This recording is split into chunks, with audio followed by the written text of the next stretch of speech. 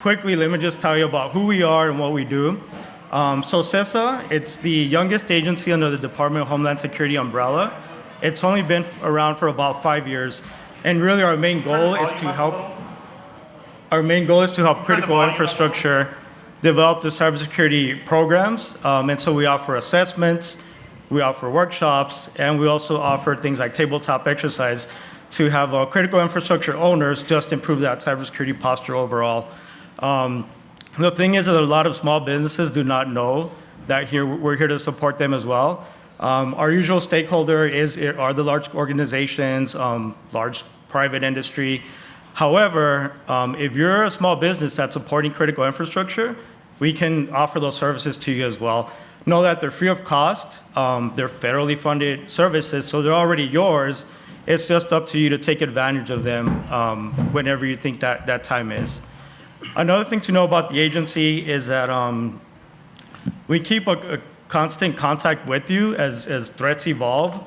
As we all know, cybersecurity was probably not something many small businesses kept in mind a couple of years ago. Most of you heard about it on the news or maybe, movies or things like that. But now it's affecting all of you. I'm sure a lot of you have gotten some letters from like Ticketmaster or somebody like that saying that your information has been exposed. Or even AT&T, right, a couple of weeks ago, they had a data breach. And so it's no longer a subject or an item that you do not have to think about or worry about.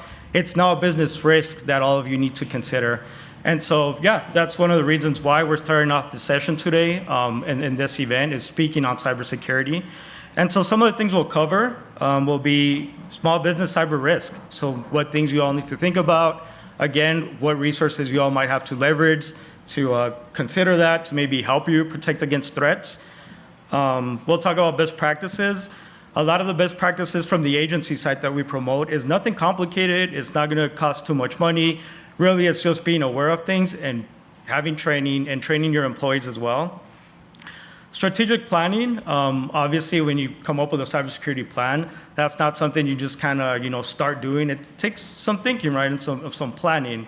Do I need any full-time employees? Do I maybe need a contractor? If I do work with a contractor, what's that risk that they have? They're going to bring to my organization because our systems are connected, right? So that's an important thing to keep in mind. Those third parties you work with, their risk is risk that you're going to inherit as well. Finally, we're also going to talk about some real cases that maybe some of us have dealt with. And so we'll talk a little bit about war stories as well, so maybe you all get a little bit more of a feel for what that looks like, what that response looks like. And you might find yourself in that situation, and at least hearing about what we're saying might help you if you're that in the future. Unfortunately, from the agency point of view, I like to remind everybody that cybersecurity does not have a silver bullet. That's, there's not one practice that you can do that's going to protect you. More than likely, most organizations are going to have a cybersecurity incident. So we don't really focus too much on what's going to be that kind of coverall or methodology or framework to block all cyber incidents. What we focus on from the agency is just building resiliency and making you all aware that, if you do encounter, how are you going to keep that business going forward without just being completely stopped and not be able to function. So anyways, that's enough, I think, on the agency. Let me go ahead and introduce our panel now. And then also, once we start with the questions, we'll have them describe a little bit about the background, what they do at the roles. But quickly, first of all, we have Mr. Patrick Holland. He's the Chief Visionary Officer from Varay Managed IT Tech Solutions. Good morning, everybody.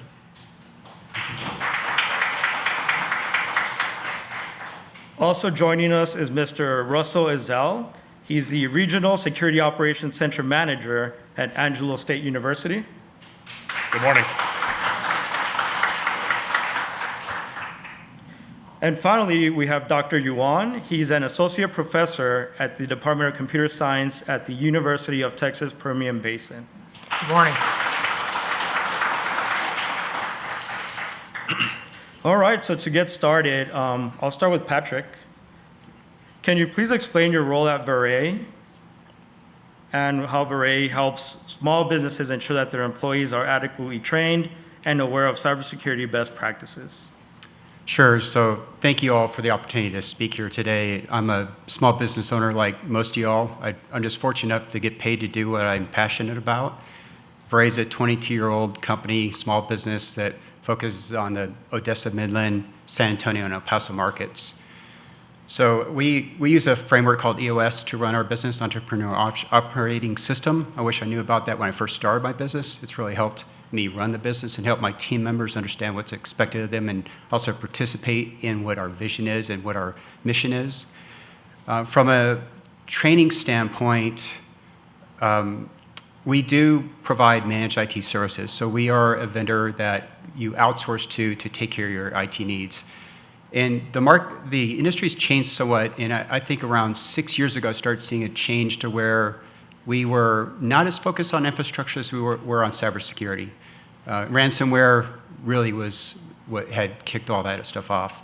So we spend about 50% of our time now having conversations about compliance and security and making sure our clients are protected, in addition to providing the managed infrastructure support, help desk support, and things like that.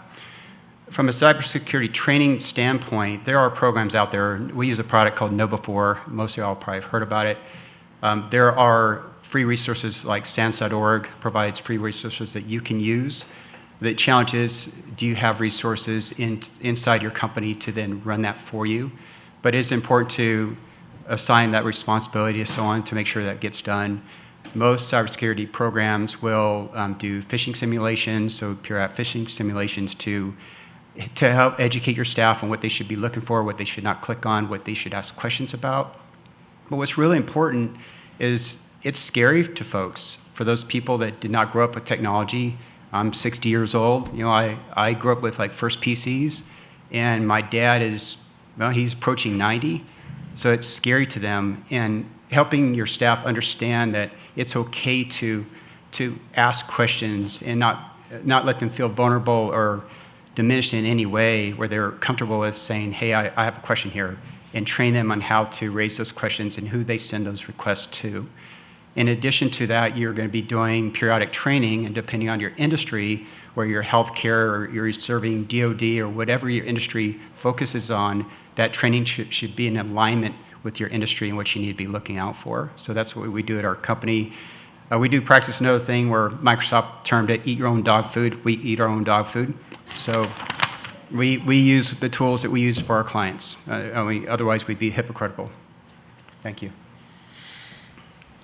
So Patrick brought up a good point on normalizing cybersecurity awareness and just having that training. And again, that's, there's many resources out there that'll help you with that. And so I'd say that's a good speaking point or talking point for you all to have within your organizations, small businesses is, at least once a year, get your employees together, talk about any cyber threats they're seeing, right?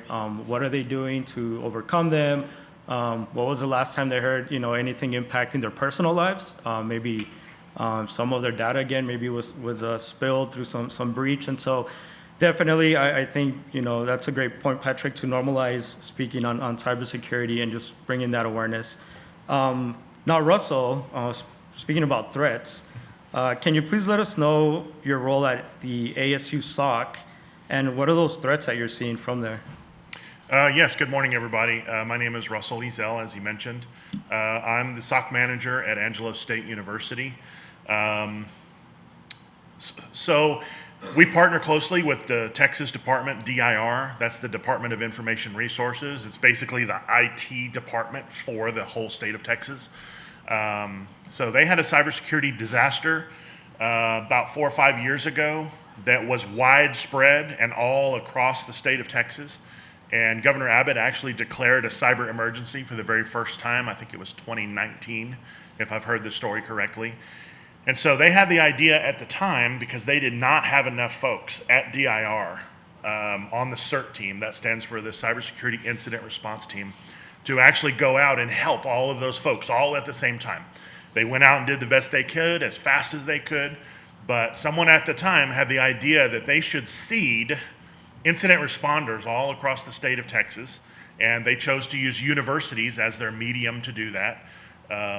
And so they put out some state funding in the form of a grant Angelo State University and several others all across the state applied to be the pilot program, and Angelo State University actually won the first spot, the number one pilot program. And we felt kind of like the dog that caught the car at first. We were like, whoa, what do we do now? But we've been moving steadily forward to get cybersecurity protection. And our mission at Angelo State University, RSOC, that's Regional Security Operations Center, our mission is kind of twofold. We protect municipal governments with our free cybersecurity grant money. So that'll be cities, counties, independent school districts, and other municipals that we could discuss in detail later. But the second part of the mandate is to actually use students to do it. So we, of course, have staff members at the RSOC. We jokingly call them adult supervision. But we have staff members at the RSOC that supervise the students as they work the cybersecurity tickets for our live customers. And so there's lots of places in the state of Texas and the United States where you can get cybersecurity training. But most of that cybersecurity training is in the form of virtual labs, scenarios that are kind of pre-created by your instructors and so forth. But we're the first and only so far in the state of Texas, funded by DIR, that is a live SOC that's serving customers in our community, and our students are learning how to do that for them. So I kind of joked that, y'all are actually my target audience as far as pitching my wares, because we obviously support small business, and we know that you folks struggle with cybersecurity the same as the rest of the world does. But my main customers is going to be municipalities. So if you know any contacts in that world, I'd be glad to talk to them. My history is in network security. Has anybody here ever heard of Howard Payne University? Okay, lots of nods. It's a small Christian school in a small little town called Brownwood, but I'm always shocked at how many people know of Howard Payne University. And I'm a graduate of there. I went to school there, and my wife and I raised our family in Brownwood. So my background is actually in network security. And some of the biggest threats that we face is probably phishing emails and the danger that they pose in two forms. So phishing emails are usually after your credentials, they're after your username and password, or they're delivering malware to you. I would say malware and weak credentials are some of the biggest threats that you face. And Patrick mentioned earlier about training, and I actually wanted to address real quick, if I can, something that Patrick mentioned earlier, and that is, so he's old enough to remember that IT, information technology, like the term, used to be kind of a bad word to managers and CEOs and so forth, because it cost money, it cost time, you had to change the way your business practices and procedures worked. So I'm talking 90s, the 90s and early O's. You would see all this new software and stuff to help you run your business and do your payroll and all that kind of stuff as like this big burden that, you had to pay for and work for. But now, fast forward 25 years later, IT is a part of everything that you do in all of your businesses, the software that you use, the emails to communicate, text messages, everything that's come with it. And so the pain point was early, but it kind of gradually came down to where IT is just a part of your lives. I kind of think of cybersecurity in the same way. Right now, it's early, it's a pain point. It's going to cost money, it's going to cost time and effort to secure your businesses and stuff. But if you fast forward 15, 20 years, cybersecurity is just going to be an everyday part of your business, and I think the pain point will kind of come down with time. So, very nice to meet you all. Thank you.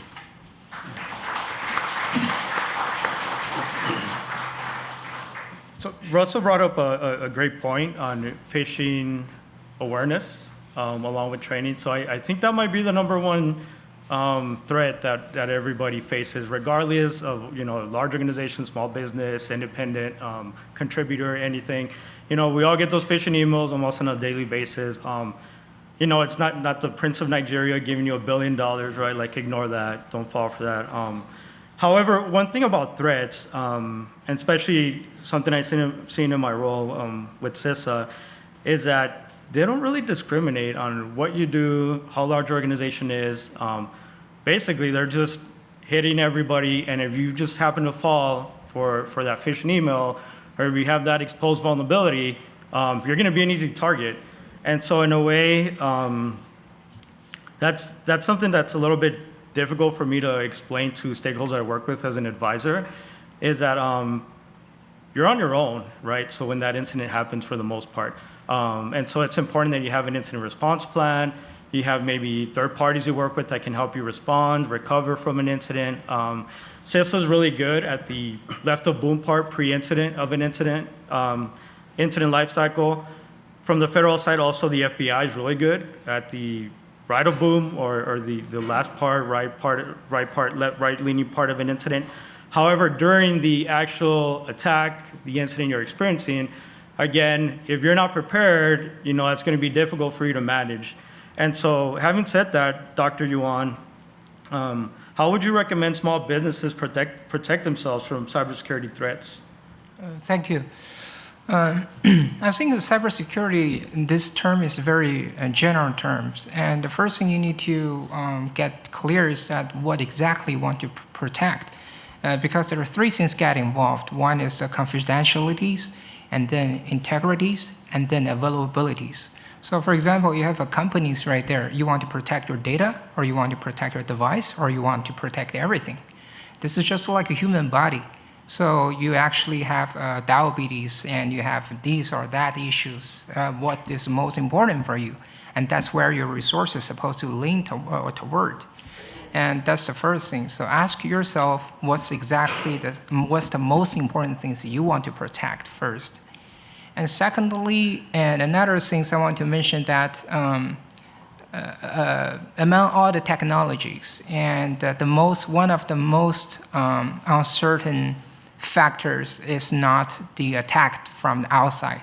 Usually it always starts from the inside, which is your employee or your admin. So any phishing emails or any ransomware, those things again usually is brought by the insiders because they click on some emails, phishing emails, because they download something actually they're not aware of, and then those things actually give you big troubles. And then so that means you do actually have to make sure that you have sufficient training on your employee and let them know what's the potential risk. And of course, you want to introduce some new technology in order to help them to smooth that process. And something again, another things you can do is like you always actually install the latest security patches for a system. And you've probably heard of one of the incident we have like several days ago, which is the CrowdStrike. And they actually have an incident, and a lot of our computers actually get dumped. They have the blue screen or something. And out of those customers, the Delta Airlines actually suffered more than any other people. And then when they do the investigation by Microsoft and CrowdStrike, and they find that is one of the reasons why Delta Airlines suffers more than other people, because their system is so old, and their Windows is so old, and that's why they becomes the biggest victim in that incident. And this things again goes on and on, but again, from my perspective, my suggestions like one, human again is always the most dangerous factors. B, second things like, again, install the latest security patches. And of course, out of the most important things, like you need to know yourself what exactly you want to protect. You want to protect information confidentialities, or you want to make sure that information has integrities and nobody actually breach it, or you want to make sure that your system or services is 24 hours times 7 availabilities. And those kind of things, again, you have to have the priorities. Which one, again, you value most, and then you put most resources on that to protect your business. Thank you.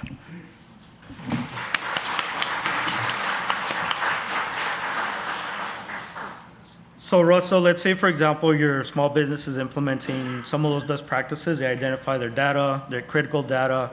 They're providing security awareness training, and they have some other controls in place.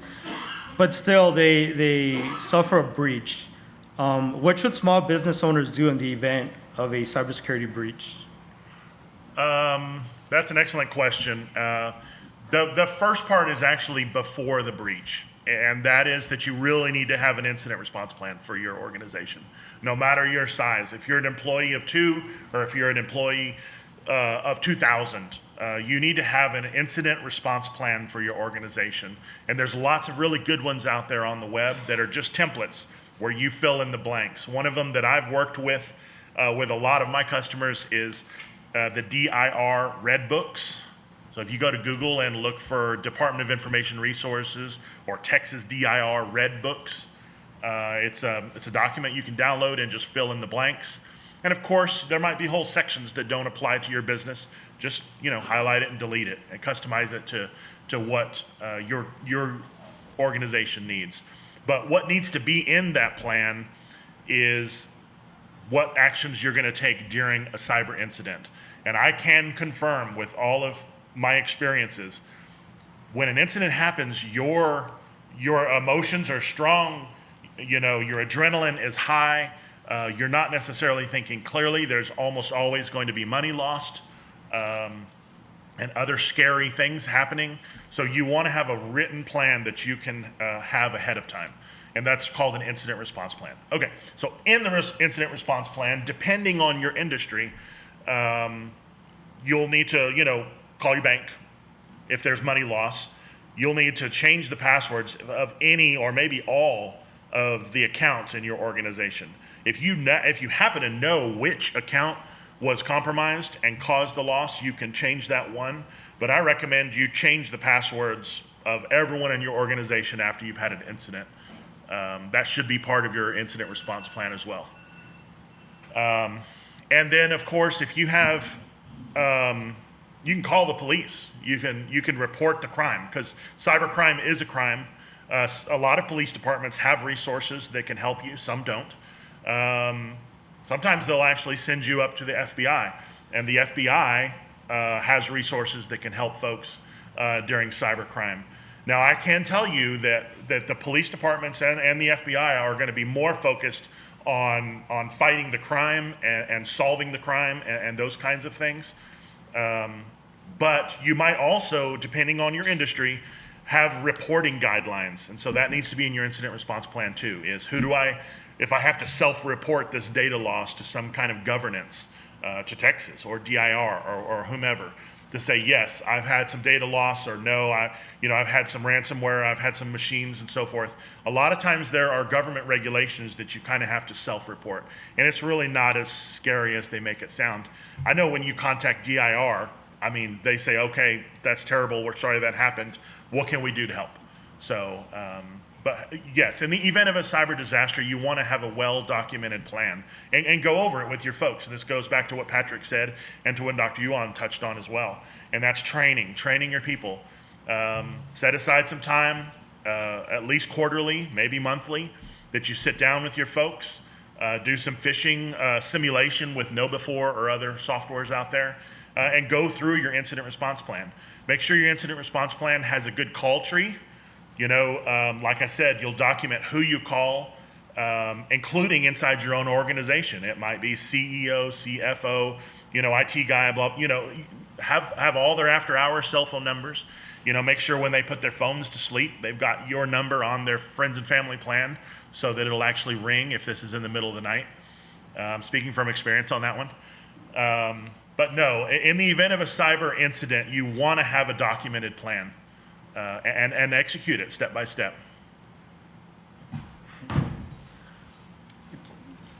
A quick comment on the incident response plan. Like Russell mentioned, you probably want to have some contacts, CFO, legal, et cetera. With small businesses that I've worked with, that call tree, you're going to see that same name, a lot, right? Because you're doing a lot of that stuff. And so one of the things that I would have you at least think about is that it's okay if you don't have like the tools, or you're doing hands-on keyboard stuff and dealing with cybersecurity incidents. That's fine. I'm sure you're going to figure out a way to get like a third party or somebody that's going to help you with that aspect. The important thing for you all to understand is to understand that risk, know what it is, what could happen in your organization if you have some sort of outage or you lose some data. And then who are you going to go to get that help from, right? And so usually I recommend legal. Whoever's helping you from a legal perspective is a very good person to have on hand. Also know how any local or maybe state level type of notifications that you have to inform parties about, maybe customers, et cetera. Get all of that, in line. So again, if you do go through a cybersecurity incident, fog of war is real. At least that document will keep your head, straight and focused on what you should be doing while you're dealing with all the chaos. Can I add one more point, sir? Yeah, go ahead. An incident response plan is a fantastic document, and you absolutely have to have one. But it needs a partner document called a business continuity plan. And one is about, the incident response plan is about solving the incident, getting the cyber crime solved, getting your data recovered or unencrypted if it's ransomed, and getting recovered. But the business continuity plan is going to be a separate, almost kind of parallel operation during an incident. Maybe different folks are running it if you have enough people in your organization, but it's to keep the business running while all of the other stuff is happening. And there are great examples of documents out there for business continuity plans as well. Maybe your business continuity plan is like, hey, our servers at work are down, you can work from home today. Maybe that's unusual for your organization, and that's a special, written thing in your business continuity plan. So again, in preparation for these kinds of things, and they're right. There's no size discrimination in the cybercrime world these days. They like big organizations. They like small organizations. They can hit a government body and ransom a server $500,000, or they can send you a phishing email and get $200, on a iTunes gift card or something. So if there's money to change hands, they'll be after it. So have a good plan. Talk to your leadership for sure.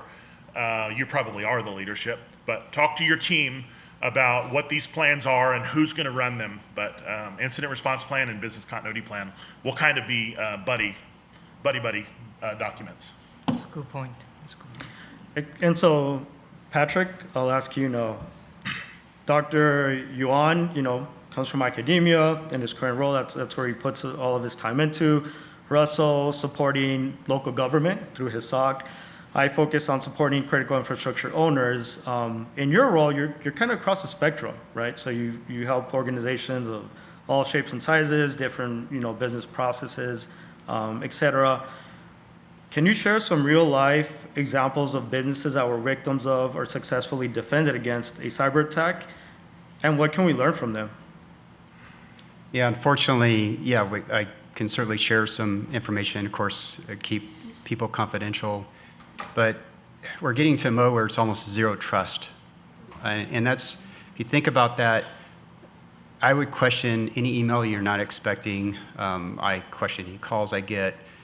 And unfortunately, it's gotten to that point. And then you have folks that, again, I was pointing out earlier, that didn't grow up with technology, that just don't understand and may not be paying attention. You may be tired, may click on a link, you're just not aware.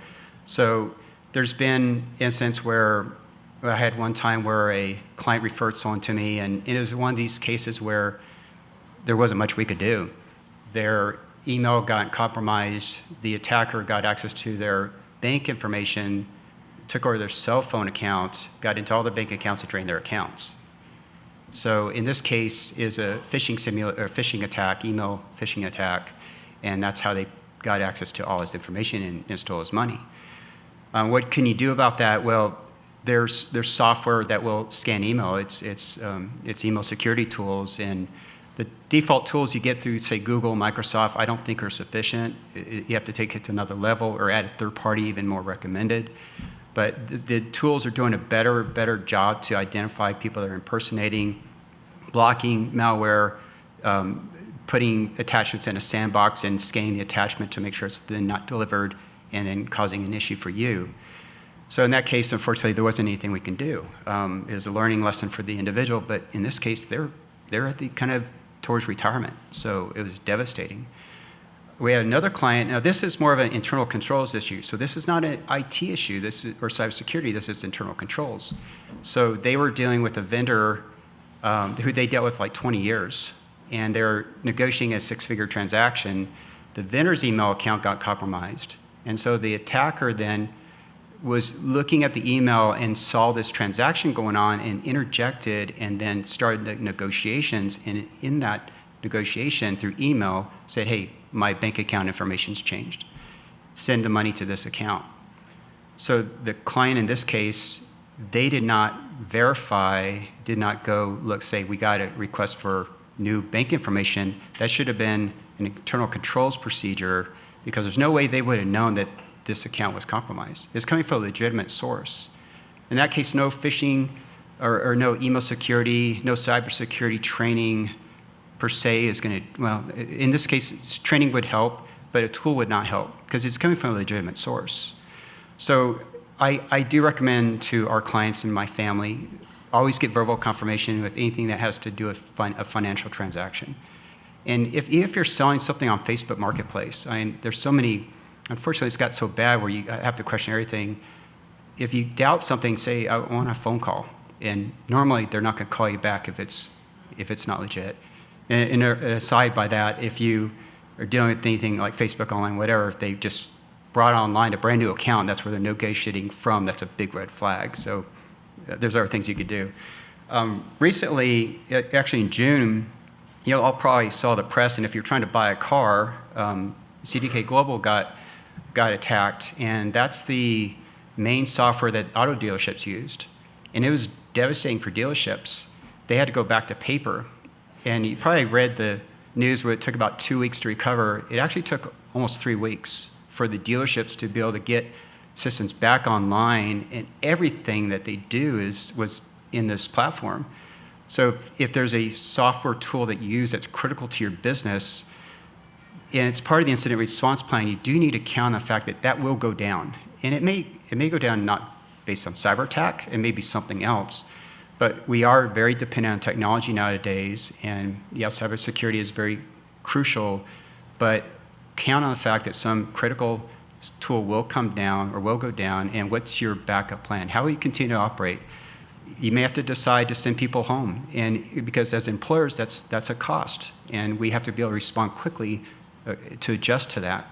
So that was unfortunate. There wasn't anything the dealerships could have done. They were dependent on a third party in this case, and it was impactful for their businesses. So my takeaways and recommendations here, I'm sorry, there's one more thing I was going to add. When we onboard new accounts, so when we onboard new accounts, and especially if it's an old account, there's always this legacy stuff we have to look at. Legacy means old, unpatched, not addressed. And it doesn't matter how good you think your IT infrastructure is being maintained, there's always something sometimes that we uncover. And in this case, this was a 60-year-old company, and they had this public-facing website using this old software called Cold Fusion. And I don't know if anyone remembers what that is, but it was unpatched. And so the attackers are scanning for open ports all the time. If you look at a firewall and you look at logs, it's scary the amount of traffic where people are just looking for vulnerable systems. It's happening all the time. That's why we have these tools in place to look for that and block that. But in this case, the website, the client was using domain admin credentials to run the service for the website, which is a big no-no. Domain admin is like, it's God mode on the network. And so the attacker was able to leverage a vulnerability, and then using those credentials is then infect that system and then try to transverse over to another system to then infect that and potentially cause big issues for that network. But in this case, we have what's called a EDR. It's an endpoint detection response. If you look at antivirus nowadays, if you're using Defender or whatever, that's antivirus. What we do now in a best practice is you lay on top of that to look for human behavior where they may have elevated credentials and are starting to look for opportunities on your network. That's called endpoint detection response. And so usually you want to stack those, and cybersecurity is usually about multiple layers of defense. But because we saw this transverse to another system, that behavior was then detected, and we have a security operations center that we share in, and those people are up all night looking for these kinds of events. And they were able to see the behavior and then shut down that network interface to then prevent the spread and potential really bad things that could happen in that environment. So in this case, one system was compromised, and we were able to take that offline. And in this case, we convinced the client, don't do that, don't put that thing online, because it was running a website that they really should have migrated to a web server off the network.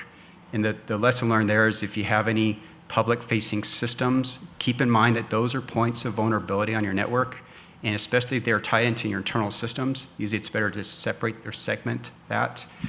But they were able to, they agreed to move that off their network, and so at least then protect the rest of their systems. I think it's said that patching systems is really important, but we run maybe old operating systems and think it's okay, but keep in mind those aren't being patched anymore. So if they are end of life by the manufacturer, whether it be a firewall, switches, operating systems, they are not being patched. If you have antivirus on those are still vulnerable. So it's important to keep a lookout on that and make sure that you are maintaining those systems and keeping those up to date. It should definitely be someone's job in your organization, or even part of someone's job, maybe even part of your job, to monthly to patch all of your systems. Make sure you have Windows patches. Windows is notoriously, they have 10 patches every month. Other extremely vulnerable softwares, if you use Adobe, you need to make sure you're patching Adobe all the time. Your web browsers, Chrome, Edge, those kinds of things need patches. But don't forget, too, that you have a router that probably needs a patch in a closet somewhere. It might be a nice enterprise router, or it might be a Netgear that you bought at Home Depot. Not Home Depot, Office Max, excuse me. But it might be a router that you bought over the counter, and it definitely needs software. And if it's over about 5 years old, you probably need a whole new router, because those things have evolved as cybersecurity has evolved. So dropping $200, maybe $300 on a nice router for your business would be a nice investment, especially if you or someone in your organization patches it every month. Patches it and restarts it, Friday, 4:30 p.m. Once a month on the 1st, they patch it and restart it. Yeah, the network goes down for 2 or 3 minutes. That's just part of your operational procedure now. So, yeah, just a thought. Hey, one thing I'll add to that is, we've mentioned a few things, Patrick and Russell, updating systems, patching systems, replacing systems, getting rid of those end-of-life systems. And it sounds like a lot, right? Like, this is kind of like its own, full-time thing. One way to just maybe get started on that is just have accountability of your assets. So know how many mobile phones you have, laptops, iPads, all that stuff. Once you get that inventory, then you can start, coming up with a plan that if you make it efficient, doesn't take up a lot of time, and it just kind of becomes a normal practice, kind of like maintaining your car, right? Oil change, all that stuff. Same way with your hardware. Dr. Yuan, so we've talked about some things already, recommendations for small businesses and how to protect themselves, what to do in the event of a breach. Patrick covered some incidents or some examples of what organizations have faced. And so we have, small business owners or representation here. Maybe they want to get started, right? They want to implement some of these practices. Can you recommend any resources for them to go to, either working groups, associations, et cetera, for them to get started on their cyber plans? Yeah, sure. There are several national recognized cybersecurity certificate, and that's very professional. You need to take the classes right here, and pass the exam, and then you get the cybersecurity certificate. That's the more official, professional way. But let's say that you just want to get aware of what's going on here, and you can simply go to the Udemy. There's online courses right here, which probably takes you like $20 or $40 for you can take in class. But you feel like sometimes it's not very entertaining, and because you're not in the field. So you can even go to the YouTube channel. And today, believe me or not, there are so much stuff, free stuff and good stuff actually on YouTube. You can easily go there and check out what's happening right here. Or another things like you can attend this kind of summit and then we can communicate, we can talk a little bit, and then also you can hire some professionals actually to, as a consultant, to help you occasionally, to help you to inspect your system to make it safe. All right, thank you, I Dr. got just one more point right here. Well, Russell actually made a very good point. You need to actually have a plan. Today, actually, you can sit here calmly to listen to what's happening, previous incident, but when it happens to you, that's a different word. Your emotions actually will be very, very different, and then you'll be very, very desperate, and then you will probably make some dumb decision. So the plan in advance actually is very, very important. And even for a plan, Russell actually make a very good point. You definitely need to have a preventive plan, which is like patching and also training and also be aware of what's going on. And then, because again, just like your medical doctor told you that, you actually do the exercise in order to avoid those big issues coming out. And then that's the plan one. Plan two is like when something happens, again, the first thing is like you have to calm down, okay? Don't actually desperate. My wife actually had this incident. She was working in the accounting firm, and one day she got an email, and she sent me, oh, I got an email from IRS. I got this penalty. I need to pay for that. And she sent that email to me. She's very, very actually nervous. And I saw the email and looked at it like that. Okay, I asked her, okay, did you call them? Just like Patrick mentioned that, did you call them? And she said, no, she says an email, and I need to actually follow their instructions one by one to finish that. And essentially I said, no, you have to talk to them first to confirm that is the party, that is a legal party actually who sent you the email. And again, double check if you actually have something which you feel is make you very, very nervous. Always double check, okay? And calm down and then make a decision. Don't just simply feel like, oh, this is big, this is so big, I'm so down, and then you're going to make stupid decisions, and then you regret for the rest of your life. Mm-hmm. So Russell, now we're coming down on time, so I'll just ask a couple more questions. Small businesses, they're limited on budget, specifically for cybersecurity. What can they do then to effectively improve their posture with those limited budgets? So I'm going to answer your question, but I'm going to say something about Dr. Yuan's statements as well. One of the products that he mentioned for training was Udemy. It's Udemy. It's a very odd word, and it's a website where you can pay a little bit and take some cybersecurity training and all kinds of other training. But I just wanted to clarify that. So some of the things that you can do as a small business, we talked about some of these, and they sound basic, but they really need to be done, and that is you have to have strong passwords. They are annoying, they are frustrating, don't write them down.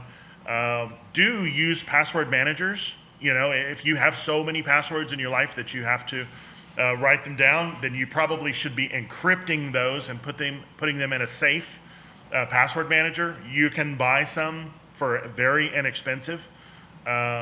Make sure you check the country of origin for all of your software.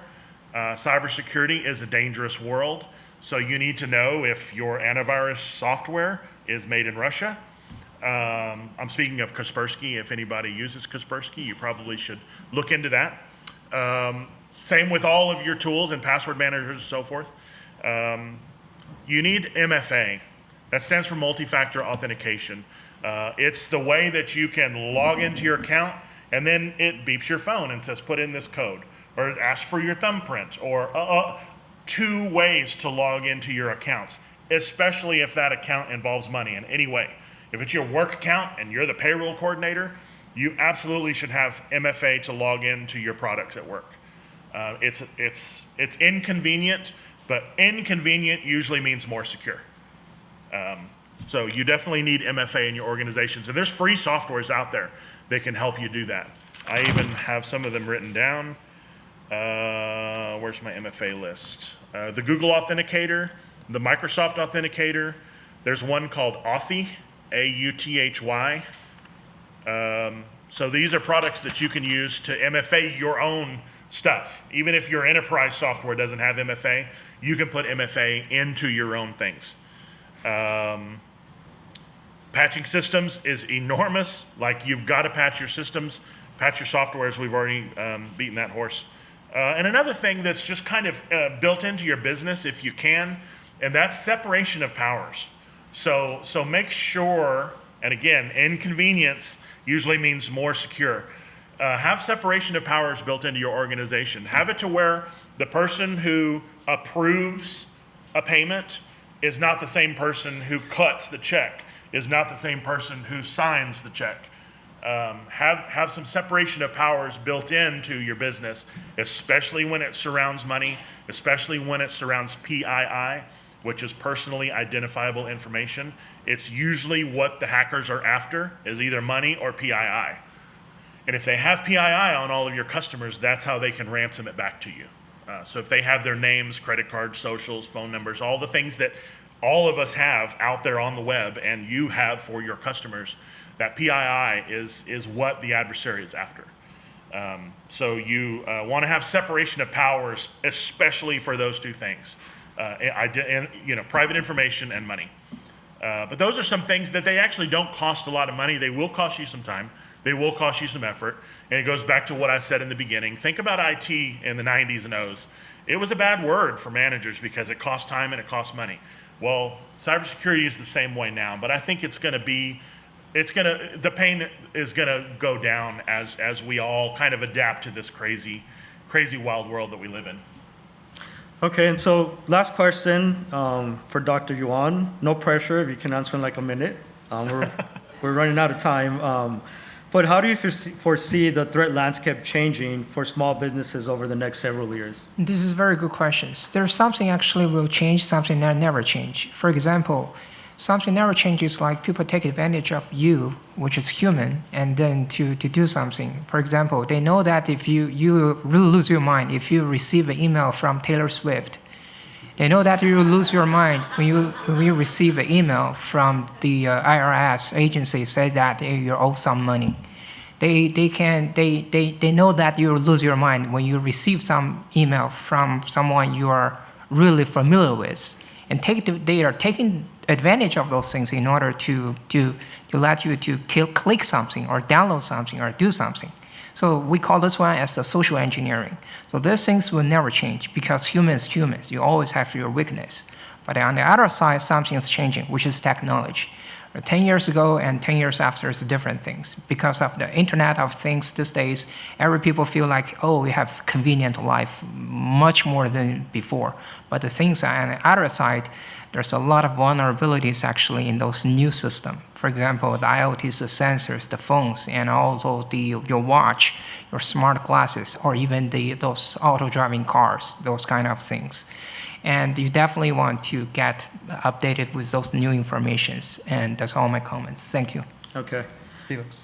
Yes, Can I add go something? ahead. So I'm a business owner, and when I started my business, I cashed out my 401k of $1,500 and hung a sign on a door. So I understand the cost. We're trying to put our money in our business and grow our business, pay our employees, and we have the cybersecurity thing, which is just going to eat into our margins or not allow us to pay payroll. So I get that.